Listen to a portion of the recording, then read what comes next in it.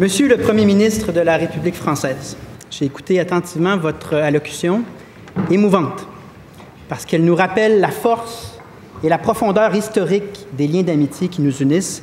Puis-je vous confier que je n'ai pas été ni étonné ni attristé de ne pas vous entendre prononcer les mots « Vive le Québec libre ». Tous les élus français venus nous rendre visite depuis ce discours historique sont conscients de la force des mots du général et de l'espoir qu'il a créé à ce moment. On se doit d'apprécier cette situation particulière pour la France qui, d'une part, nourrit avec les Québécois une relation privilégiée, mais qui, d'autre part, siège aux côtés de son allié canadien à l'OTAN, au G7. Il vous faut faire preuve d'une grande diplomatie, nous le savons. Deux présidents, Giscard d'Estaing et Chirac, à l'aube de nos référendums, ont usé d'une formule à la fois habile et fraternelle. La France, ont-ils dit, accompagnera le Québec dans ses choix. Cela renvoie la responsabilité là où elle se trouve, chez les Québécois. Ce sera leur choix, à eux seuls.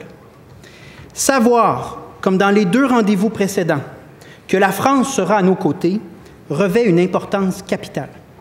La France peut donner à tous, et en particulier au Canada, un préavis sur ce que sera sa posture au moment du choix.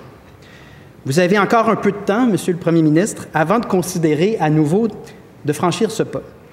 Mais cette pragmatique fraternité est un élément essentiel dans notre rapport de force, ici et dans le reste du monde.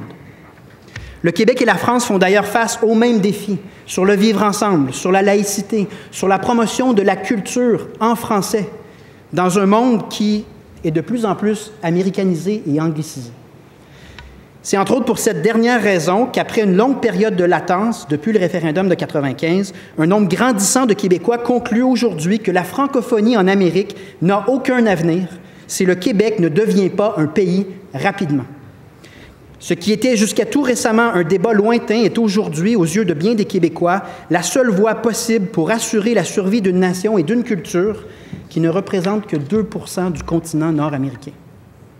Sachant en définitive que tout dépend de la volonté du peuple, puis-je évoquer la possibilité que, dans un avenir pas si lointain, vous soyez celui qui, d'abord, jugera légitime de déclarer que la France accompagnera le Québec dans ses choix et qui, ensuite, qui sait, lorsque les Québécois se seront dit oui, pourra déclarer enfin « Vive le Québec libre ».